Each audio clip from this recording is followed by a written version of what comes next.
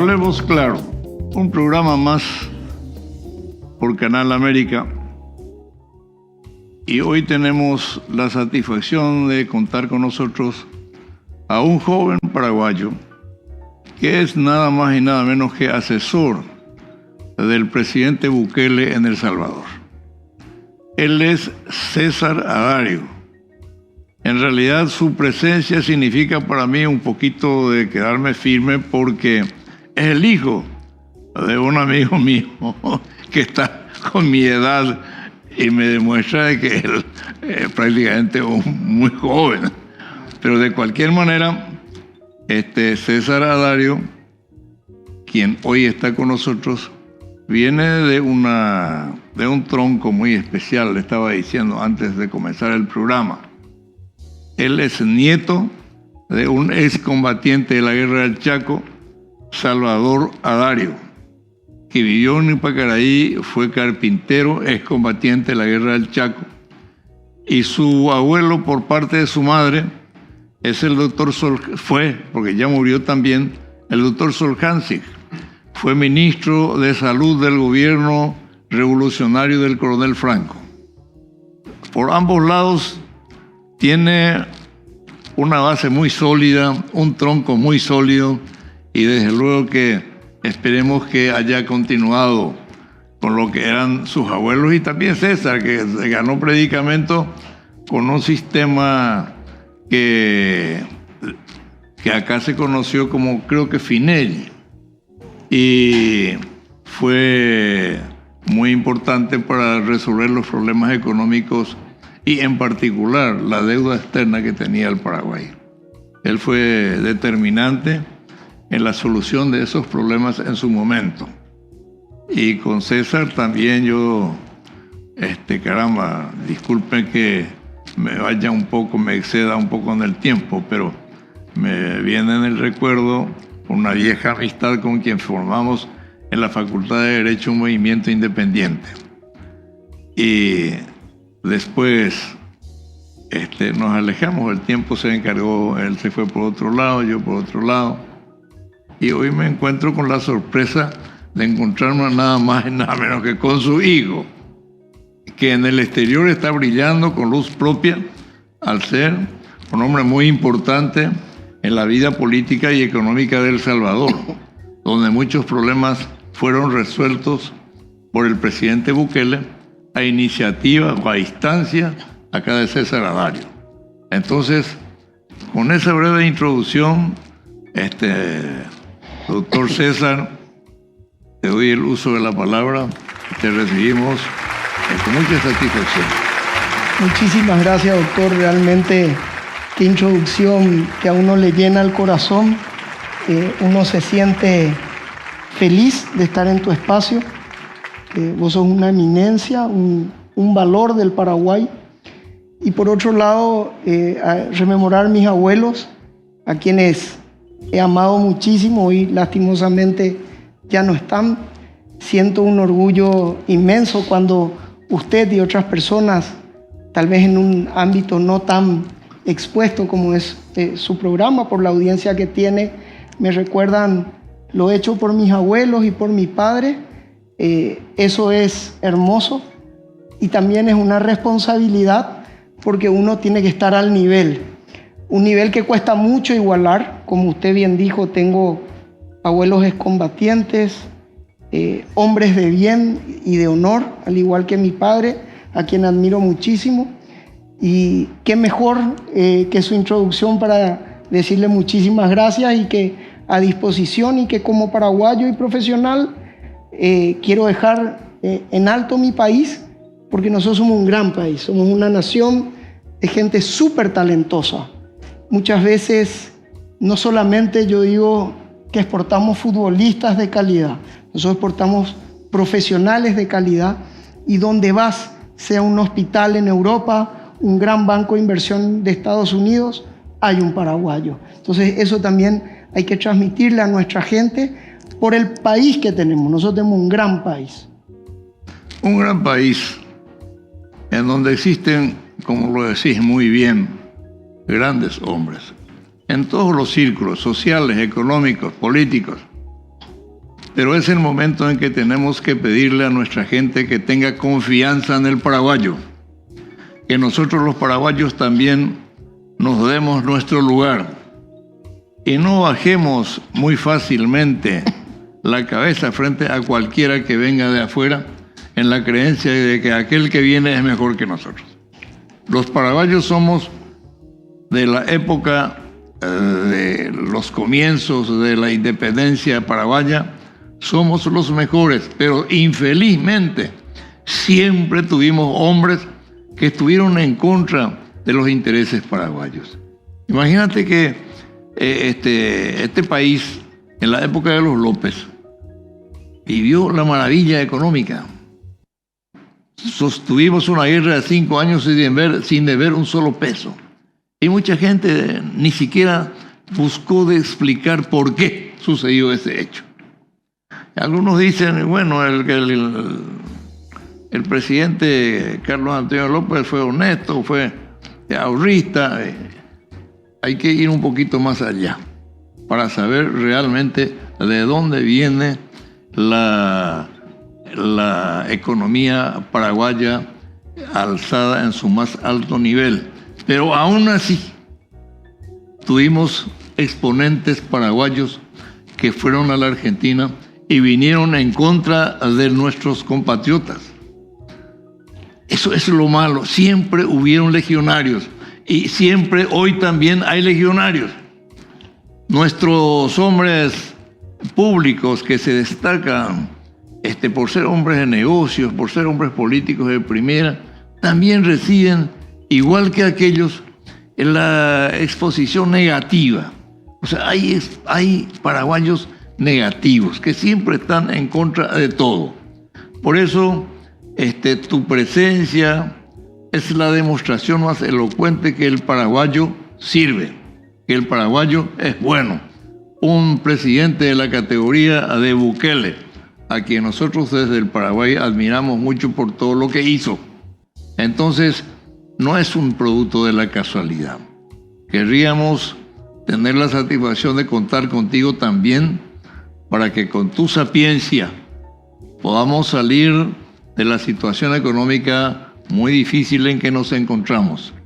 Y por sobre todo, la inseguridad reinante en la República, pudiéramos implantar algunas de las disposiciones que Bukele implantó en contra de muchas organizaciones, pero mantuvo a su pueblo con normalidad, con paz y con armonía, y fuera de aquellas personas que estaban creando tumultos y creando zozobra a la población salvadoreña. Es así, empiezo por el final. Realmente yo siempre digo que cuando el presidente Nayib Bukele asume en el 2019 la presidencia de El Salvador, él tenía 2 grandes desafíos, 2 campeonatos que corría de atrás, que había que salir victoriosos. Uno, y que tiene una fuerza de popularidad más central, que es el tema de la seguridad, porque El Salvador vivía realmente noches muy oscuras, impensables e incomparables a lo que nosotros tenemos como inseguridad. En El Salvador no se podía ir de un barrio a otro porque eso podía significar la muerte, porque un barrio estaba dominado por una pandilla y el otro por la pandilla contraria. Entonces vos podías tener a tus padres en un lugar y vos vivir en otro y no poder visitarlos, y tener que ir a un shopping o a una cafetería, a un lugar, a un tercer lugar en un área neutral para poder verlos. O sea, esto te imaginás que es una especie de muro de Berlín sin muro. El Salvador en el año 2016 era el país más violento del mundo. Tenía 30 asesinatos diarios. Entonces era una situación realmente candente e insostenible.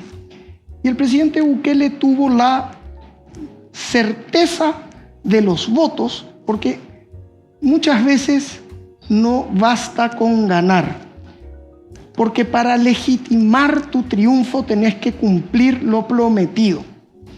Y ese creo que es el valor más grande que le podemos atribuir al gobierno del presidente Bukele, el cumplir lo que se prometió en campaña. Y no dudó, y ese respaldo popular mayoritario que le permitió acceder a tener la mayoría en el Congreso, él no dudó en hacer las leyes e en imponer una guerra contra las pandillas hasta acabarlas, sin descanso, sin cuartel y con un objetivo bien claro que era devolver la paz a ese pueblo que lo votó. Entonces creo que eso es un éxito extraordinario, es un éxito porque el día a día de la gente cambió. Hoy vos te puedes subir a un bus, nadie te va a hacer nada, podés caminar, podés entrar a los barrios a cualquier hora, hay una total seguridad en el país. Pero eso tiene un costo económico, no es gratis tener un estado de seguridad. Entonces había otro campeonato paralelo, que es un campeonato tal vez más aburrido porque es de números, balances, pero que también hay que solventarlo. Y cuando llegó, para que vos te des una idea, El Salvador tenía 92% de relación de deuda contra el PIB. El Paraguay hoy tiene 34%. Y tenía que deber para hacer todas estas reformas y a la vez bajar la relación deuda-PIB. Entonces se encararon medidas que fueron realmente un diseño completamente novedoso, que era emitir $1.000 millones a 33 años al 9%, solamente pagando intereses, que tuvimos el honor de ser la firma que estructuró eso y colocó a los mercados. Y a la vez bajar el déficit fiscal, solucionar la caja de pensiones, que al igual que nosotros era un tema de conflicto, y empezar a hacer frente a la pandemia. El resultado al día de hoy es que el país, de 92% debiendo 1.000 millones más, bajó a 67 en relación deuda-PIB en 4 años, lo cual es un éxito que habría que compararlo con el milagro económico irlandés. Es de esa magnitud. El país está teniendo crecimientos récords.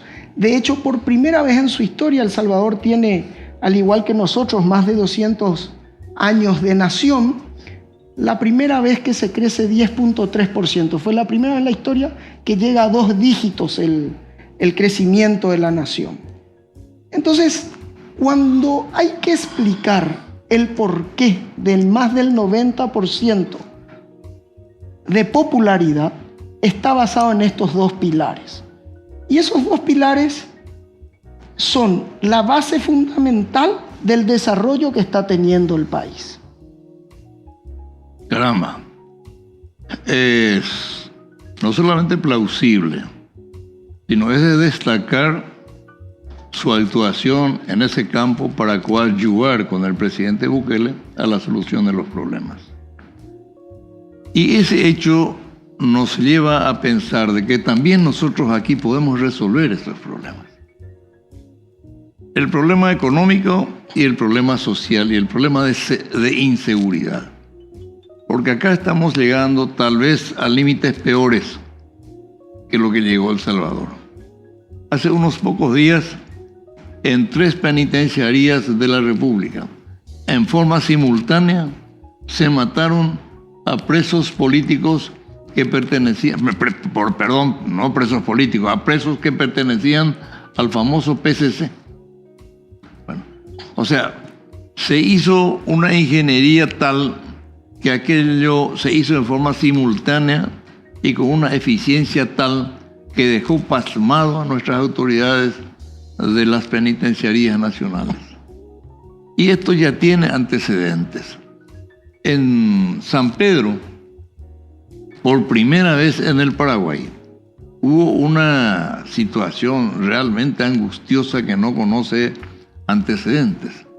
Se degolló en plena penitenciaría nacional a 9 presos que eran del PCC.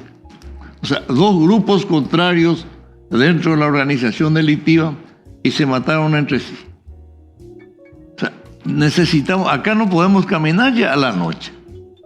Te habrás dado cuenta, en Asunción no puedes salir, es una inseguridad tal que en la esquina o a media cuadra te pueden asaltar para sacarte tu celular.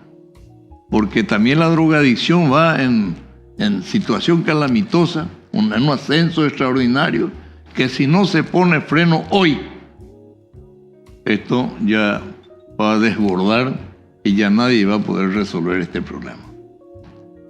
Por eso esto que estás diciendo, César, es altamente importante para contribuir con el país, de pensar que se puede resolver. En el Paraguay nosotros creo que tenemos una situación un poco distinta, porque tenemos, aparte del crimen transnacional, nombrabas al PCC, que es brasilero, ¿verdad? Pero nosotros no tenemos, y ha asumido ayer un nuevo presidente, y siempre un nuevo presidente, un cambio, es una esperanza que se abre. Así mismo. Y a la vez tenemos un presidente que en lo particular me gusta mucho el perfil. Creo que tiene una ventaja comparativa porque no hay una escuela presidencial y él tiene en su mentor político a un expresidente, por lo cual la curva de aprendizaje debería ser más corta. También si sumamos a eso que ha estado en el Estado, si bien no en el área de seguridad, en el área económica, ya conoce los resortes como para que los caminos y las soluciones lleguen más rápidas. Un plan de acción para finalizar con la criminalidad va a requerir de 2 consensos. Y un consenso yo te diría que es el más fácil, que es el consenso político, porque las cúpulas y la élite política se puede poner de acuerdo y se lleva al cabo el plan. Pero hay un consenso que es el que yo ahí tengo un poquitito, no es duda la palabra, sino te repreguntaría, es si la sociedad paraguaya está dispuesta a devolverle la máxima autoridad a la policía, la máxima autoridad y prestigio al ejército para que empiecen a hacer su labor, sin contemplaciones. Y ese es un punto que yo no sé, porque las sociedades pueden tener problemas similares, pero desear soluciones diferentes. Entonces, ahí es donde yo no sé si la sociedad paraguaya daría rienda suelta, porque siempre también hay que considerar que con el Estado de Derecho, como se maneja en El Salvador, y con la democracia, hay margen de error. Y obviamente ese margen de error, obviamente después es repuesto y reparado. Pero en el ancho de banda, en una operación donde vos vas a meter 100.000 personas presas y vas a hacer detenciones, vos necesitas una ley robusta que habilite a las fuerzas del orden, pero también un apoyo de la sociedad. Entonces, esa es la parte que yo tengo un poco de dudas, conociéndonos, si estamos dispuestos a entregar y a ceder un poquitito para recibir una satisfacción total, que sería el orden público, ¿no? En eso, yo creo que es imprescindible que trabaje en forma coordinada y entienda la misión que tiene, que es la prensa nacional. Porque llevado por otros intereses oscuros, a veces la prensa tergiversa un poco la situación. Y hablaste de qué es lo que piensa la sociedad. La sociedad está cansada. La sociedad está viviendo momentos terribles. Los trabajadores, los estudiantes, los profesionales no pueden salir de su casa con la seguridad de que van a volver vivos. Y esto no es no es querer alzar un problema en su máxima expresión. No. Acá se ha secuestrado a un vicepresidente de la República, pero además un señor honorable, un señor que todo el mundo le tenía respeto. No es un vagabundo, no es un delincuente, No es un hombre que estuvo siempre por la vía de la anarquía y la anormalidad. Por el contrario, un señor muy respetado, que es el señor Denis, que fue vicepresidente de la República. Y también se le secuestró a un ex intendente municipal y a un pobre policía. Los tres nunca más aparecieron. Entonces, eso y muchos otros casos, como secuestros de la hija del presidente de la República, a quien lo mataron, como secuestros de personas que injustamente fueron llevados al cadalso. Y creo que la sociedad ya está lo suficientemente madura como para entender de la gravedad de la situación y de que la solución requiere de drásticas medidas. Acá me piden una pequeña pausa en nuestra programación y entonces para continuar con esto, doctora Dario, vamos a acceder al pedido. Perfecto.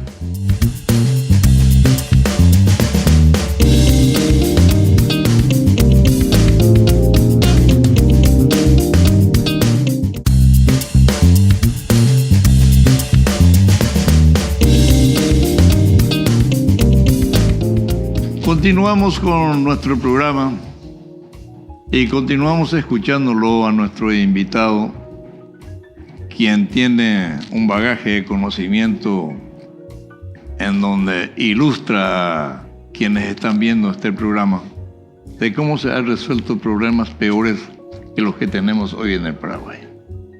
Lo que sí pudiéramos soñar es de que igualmente acá podamos realizar los actos que realizó Bukele. Y teniéndote a vos tan cerca, tan paraguayo, siendo uno de los asesores del presidente Bukele, me parece a mí que la solución es mucho más rápida. Muchas gracias. Y de lo poco que pueda depender de nosotros, vamos a llevar esta situación a los estrados oficiales para ver si no podemos contar con tu concurso en la búsqueda de la solución de estos problemas hoy capitales. Primero, muchísimas gracias. No, sí, sin lugar a dudas, el Paraguay tiene desafíos. Económicamente yo dividiría en dos al país. Muchas veces cuando hablo con amigos paraguayos, yo siempre digo en nuestro país lo divide el río Paraguay en dos regiones completamente distintas, que es la del Chaco y nuestra región oriental. Yo creo que la macroeconomía de nuestro país, que es un éxito, que es transversal ya a 10 gobiernos, empieza con el gobierno del general Stroessner y sigue con el gobierno que hoy inicia, que es la macroeconomía, el orden fiscal, un banco central independiente, un manejo exacto y muy correcto de la deuda, que nos ha permitido tener éxitos muy grandes, como ser una moneda ejemplar, una moneda la más antigua. Estable, nunca le hemos quitado un cero. Tenemos un estilo de cambio frente a cualquier otra divisa, no solo el dólar, que fluctúa día a día contra la oferta y la demanda. Y una inflación históricamente baja y controlada, lo que ha dado certezas. Y eso es un éxito de la economía paraguaya, de los economistas paraguayos y de la transmisión de generación en generación de que es un valor de la nación. El otro lado, yo creo que es que deberíamos lograr que esa próspera macroeconomía pudiese permear más en la microeconomía y que no sea solo un éxito de PowerPoint, de papeles o de inversionistas o de calificaciones. O sea, nosotros vamos a recibir el grado de inversión, sin lugar a dudas, en la próxima revisión de las calificadoras, entrando entre los 30 países más importantes del mundo para nivel riesgo-deuda, pero tenemos a la vez y en la otra mano déficit muy grande con nuestra población en materia de salud, de educación, de acceso al agua. Entonces, eso tenemos que tratar de revertir. ¿Cómo creo yo que hay que tratar de revertir? Primeramente, creo que hay 3 desafíos muy grandes. Los 3 desafíos muy grandes son, primero, que creo que es la madre de todas las batallas y que va a depender el futuro de nuestro país de los próximos 30 años, y no es menuda tarea la que le toca a este gobierno, que es el anexo C. O sea, para nosotros es vital lo que ocurra con el tratado de acá en adelante y la tarifa, para saber qué es lo que realmente vamos a disponer por la venta de nuestra energía. Ese es un punto neurálgico y tenemos una gran ventaja en el Paraguay en eso. Tenemos gente que viene desde la construcción de la represa, gente que ha trabajado, que ha tenido cargos de importancia, que ha sabido negociar con el Brasil. Nobleza obliga, y creo que la población del Paraguay, muchas veces los paraguayos nos cuesta reivindicar nuestra gente en vida. Somos un poco pausibles a eso. Pero el arreglo del presidente Wasmosy con el presidente Fernando Henrique Cardoso permitió que este año se haya terminado el pago de la deuda de Itaipú. Itaipú no se debe un solo centavo. De ahora en adelante, las nuevas autoridades, gracias a lo que logró el presidente Wasmosy, vamos a discutir la ganancia, que es muy distinto, porque antes discutíamos la deuda. Ahora vamos a discutir si qué nos va a echar. Entonces ese es un detalle no menor. El segundo detalle es qué vamos a hacer con ese dinero. Porque también otro de nuestros temas a mejorar es el gasto público y la calidad del gasto público. Si nosotros vamos a tener un dinero relevante para hacer crecer el Estado y dilapidar en sueldos, eso no habrá servido de nada. Entonces, si nosotros logramos un triunfo en cuanto al precio de la tarifa, logramos tener un dinero de relevancia, deberíamos usar para realmente, bajo ese ingreso futuro, tomar una deuda de verdad y construir un país de primera línea. Eso es el primer gran desafío. El segundo gran desafío, entrando en el mundo también de las represas, es ordenar Yacyretá. Que usted no se imagina, así como decía que Itaipú es la madre de las batallas, Yacyretá es la madre de los complejos, porque tenemos que arreglar un montón de desavenencias, conflictos y situaciones que no se han arreglado a lo largo del tiempo y que realmente hacen que Yacyretá sea una quiebra técnica. ¿Qué le quiero decir con esto? Se ha firmado un tratado Cartes-Macri que de 20.000 millones de dólares la deuda de la entidad con el Tesoro argentino lo bajaba a 4.000. Esos 4.000 lo acepta el Senado paraguayo, mas no lo ratifica el Senado argentino. Usted se imagina que si nosotros logramos tener 4.000 millones de deuda, más los 1.000 que nos debe Argentina por compensaciones, sería 3.000 la deuda. Una represa del tamaño de Yacyretá con una deuda de 3.000 es manejable. Podemos generar deuda para hacer la maquinización de la Ñacua que se está haciendo y seguir creciendo en dotarle de potencia y tener una tarifa más baja para que también Ande pueda comprar. Arreglando el sector eléctrico, se va a arreglar un problema que la población siempre se queja, que es se nos va la luz. ¿Cómo es posible que tenemos? Y hay que explicar que la ANDE necesita por lo menos 600, 700 millones de dólares en tener las conexiones, las vías de conexión, la transmisión de la energía en óptimas condiciones. Eso debería salir de los arreglos de los dos temas centrales de las represas. Y el tercer punto, que no es menor, es que hay que arreglar la deuda con PDVSA.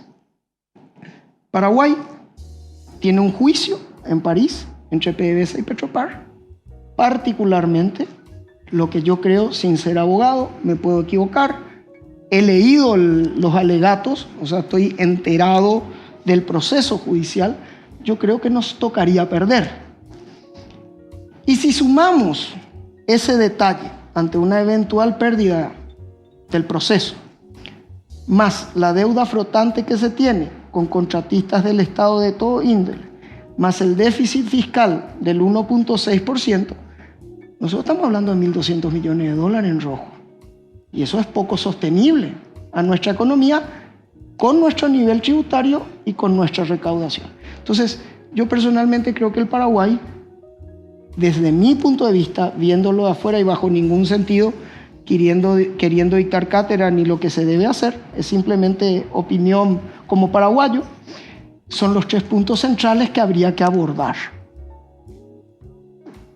César, disculpame que te trate así. No, por favor, un gusto. Es como si hubiera sido un hijo mío, caramba.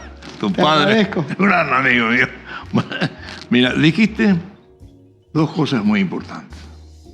La una, que justifica la observación de darle al presidente Wasmosy el valor que se merece. Durante su gobierno se ha resuelto el problema de la famosa deuda espúrea, que hasta hoy cacarean muchas gentes porque hablan de oído. Correcto. Analizan de oído. Correcto. Porque tenemos que entender de que hay un principio jurídico que dice nadie puede alegar su propia torpeza. Exactamente. Si nosotros no fuimos capaces de entrar en los registros contables de Itaipú desde el primer día, ¿cómo vamos 50 años después pretender entrar en aquello? Pero algo peor, Sí.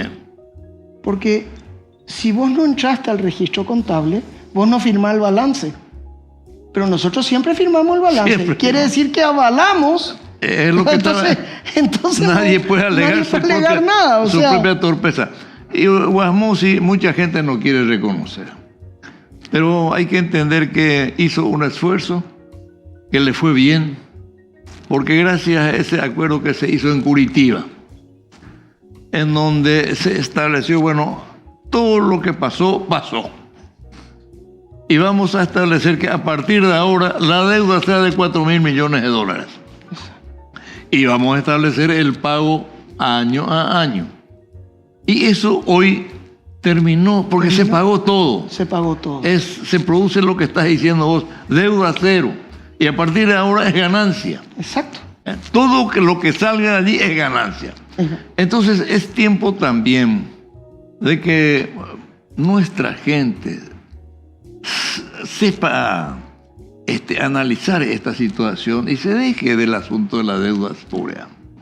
Ya está, eso ya prescribió.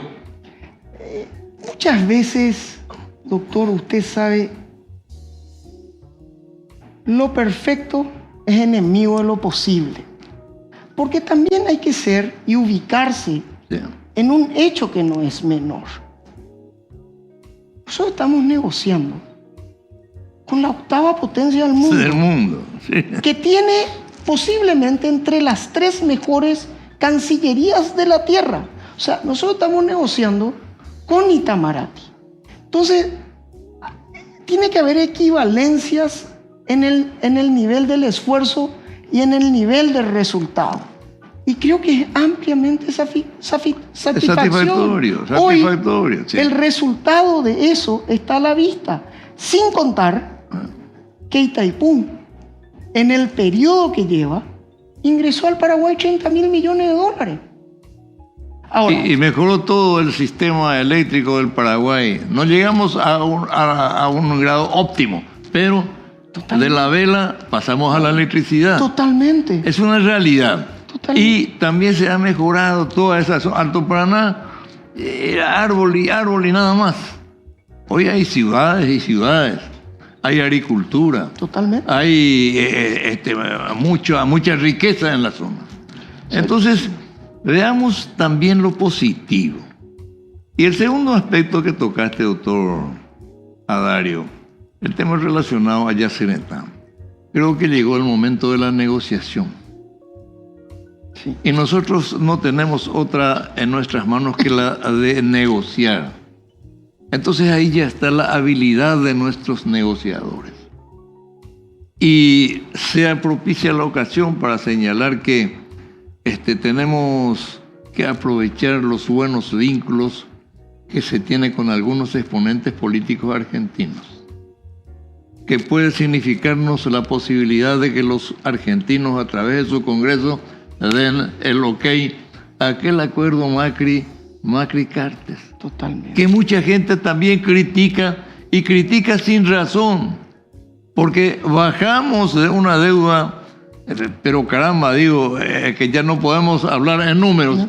Y bajamos a una cifra totalmente accesible y totalmente pudiendo ser cubierto por los negocios que genera la misma Yacyretá. Totalmente. Bueno, entonces, está en nuestras manos y en la utilización de lo mejor de las mentes paraguayas para una buena negociación. Y acá también sea propicia la ocasión. Miren, acá somos fácilmente, nos caemos fácilmente en endilgar a alguna gente algunos hechos que no cometieron en su vida, o que si hayan cometido no tienen el caudal o la grandeza que mucha gente le da. Está el caso de Cartes, que no es amigo mío. Horacio Cartes, yo hablé solamente 2 veces en mi vida. Una vez cuando mi amigo Cano Radil, gran intelectual, gran intelectual. Él fue un señor que daba gusto, sí, así como con usted. Escucharlo, hablar con él, era mi amigo, tomábamos café todos los días.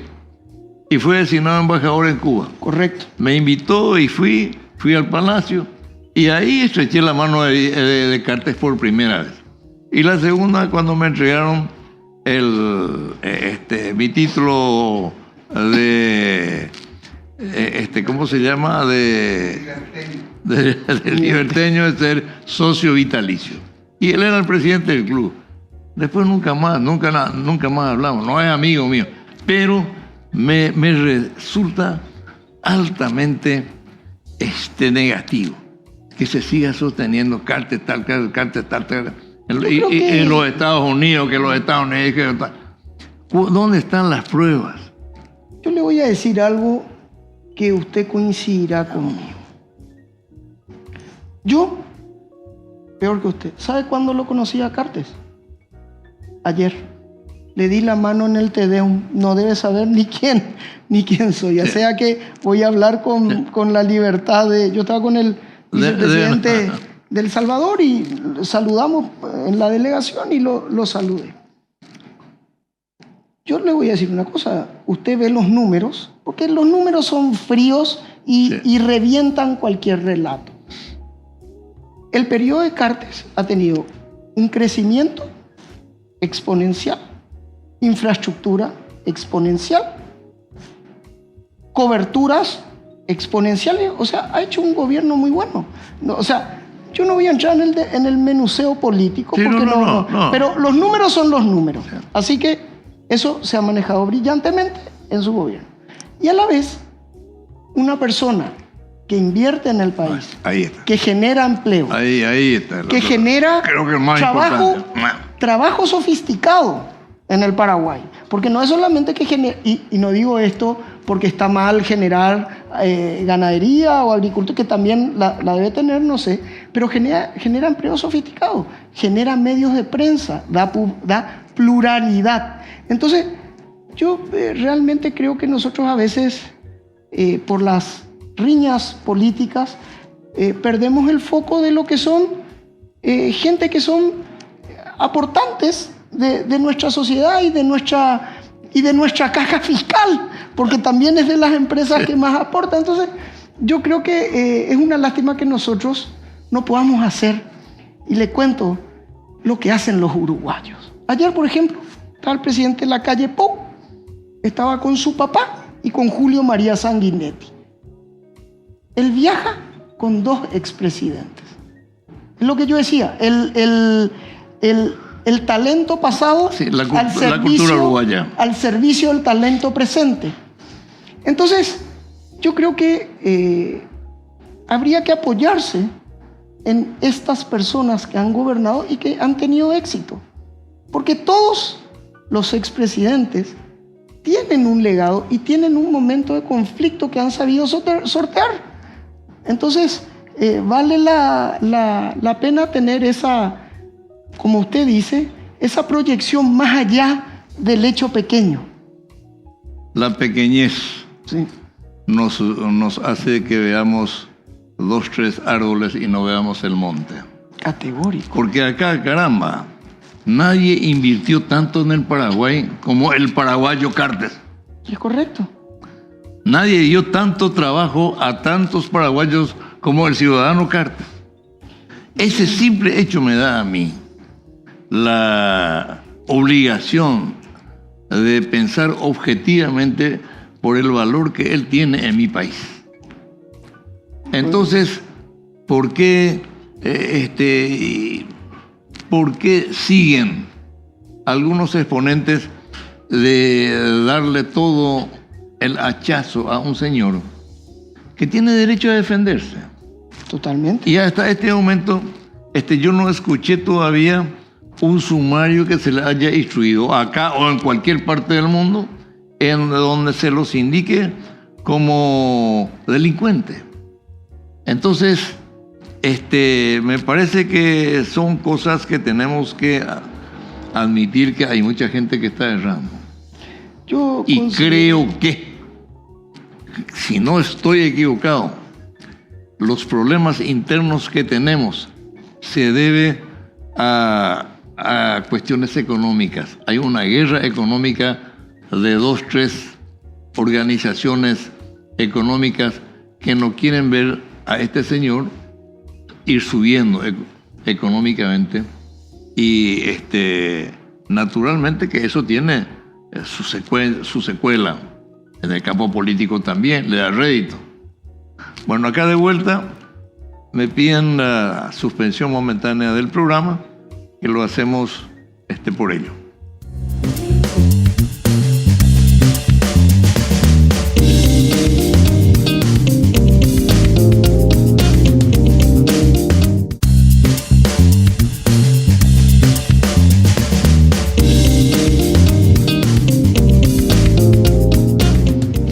Bueno, continuamos y me dicen que ya tenemos muy poco tiempo, entonces ya quiero dejarle en el uso de la palabra en forma permanente a nuestro entrevistado, porque hay demasiadas cosas que tenemos que aprender de El Salvador.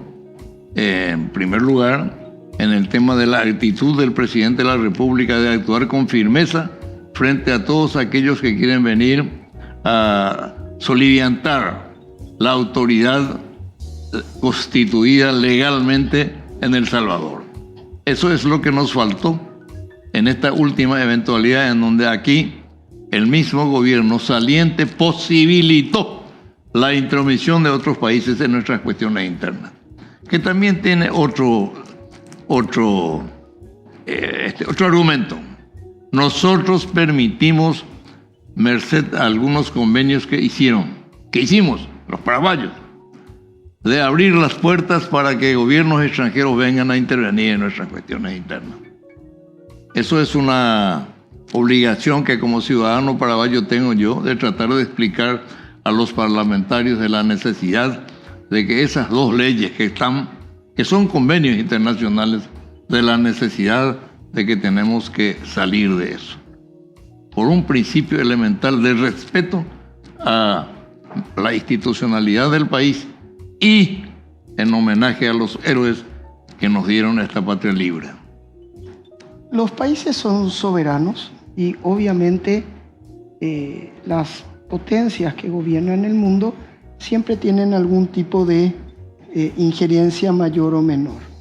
Pero como todas las cosas, tiene que haber un equilibrio en el cual uno delimite ciertas cosas y sobre todo proteja a sus ciudadanos, ¿verdad? De la misma manera de la reciprocidad que debe existir. Yo creo que En el caso particular, en El Salvador, eso ha sido muy, muy claro, entendiendo la amistad con todos los pueblos.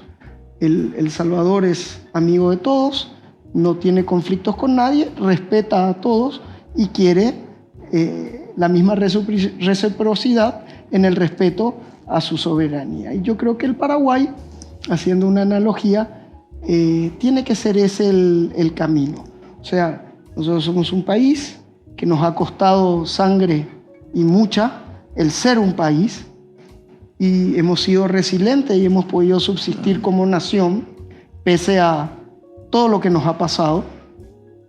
Entonces creo que nosotros tenemos que ese legado no claudicarlo y tener la firmeza de poder delimitar ciertas cosas que son lógicas encima, ¿no? Como nación.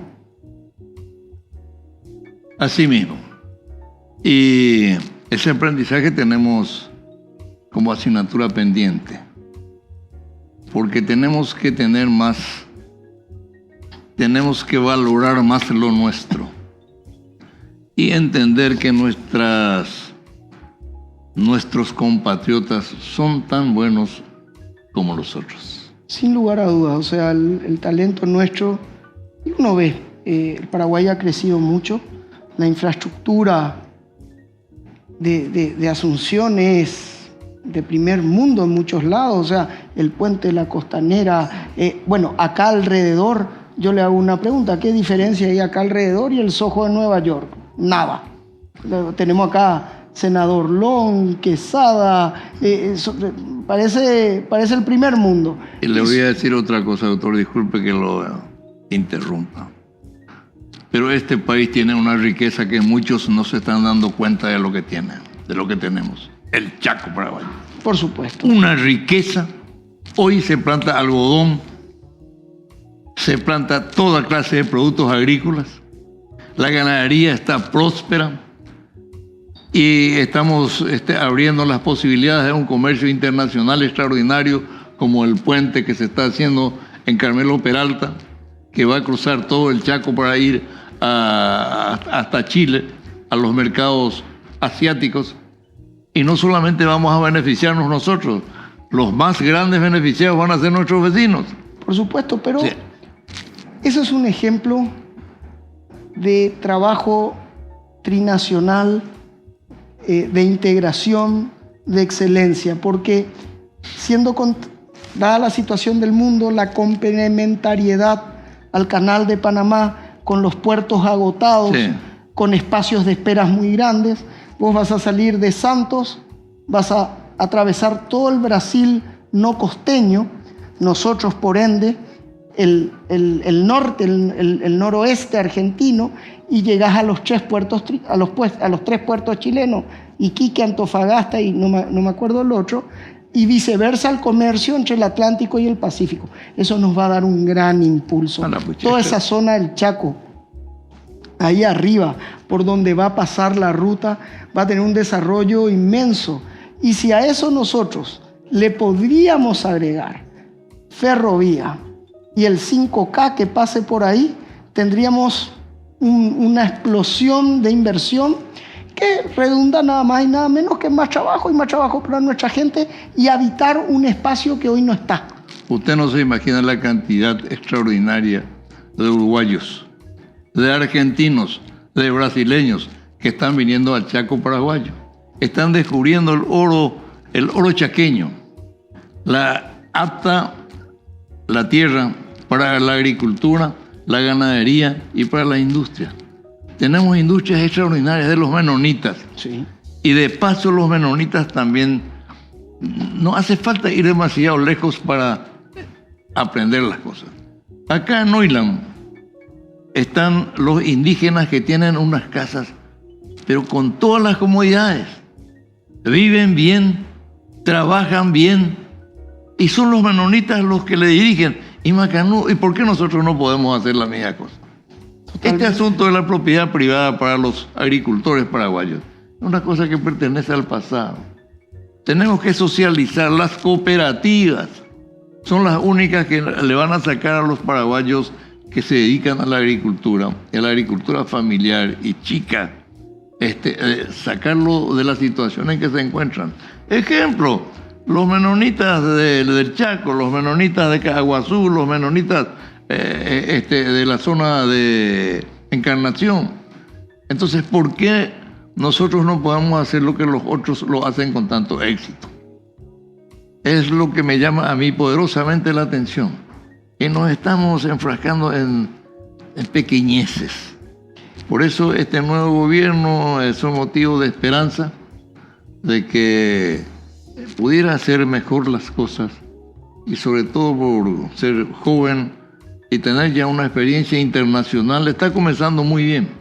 Yo también creo eso. Yo creo que hay sofisticación en el presidente, creo que hay un plantel ministerial de primer nivel, una jefa de gabinete súper entendida. O sea, debería ir muy bien, y yo creo que el Paraguay tiene muchas potencialidades, y resolviendo esos 3 temas que te había comentado, creo que el país va a entrar en una senda de mucho más virtuosismo y con muchas más capacidades. Yo tengo mucha confianza. Yo creo que el Paraguay va a lograr que esa macroeconomía sólida derrame, mejore la microeconomía y haya una atracción mayor también de inversión extranjera.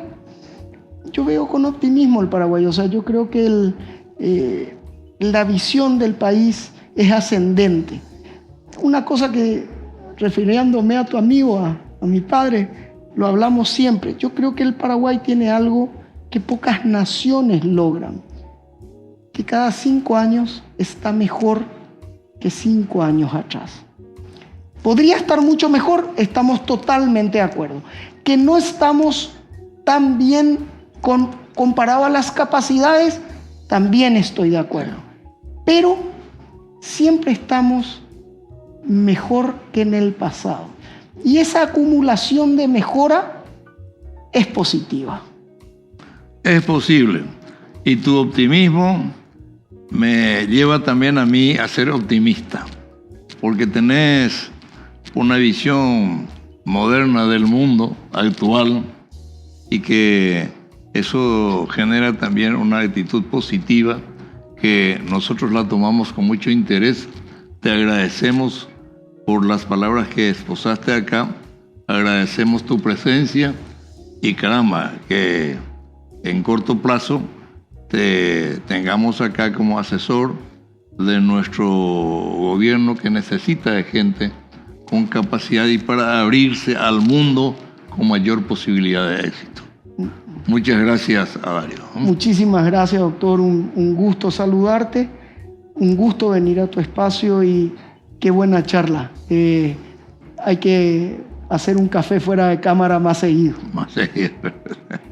Muchas gracias.